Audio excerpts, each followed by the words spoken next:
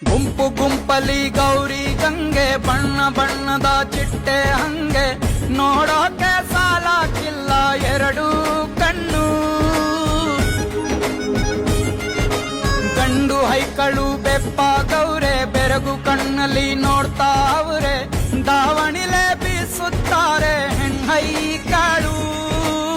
ರೊಟ್ಟಿ ಊಟ ಉಣ್ಣಂಗಿಲ್ಲ, ಹಬ್ಬದೂಟ ತಳ್ಳಂಗಿಲ್ಲ, ನೆಂಟ ಜಗಳ ಆಡಂಗಿಲ್ಲ ನಮ್ಮ ಊರಲ್ಲಿ.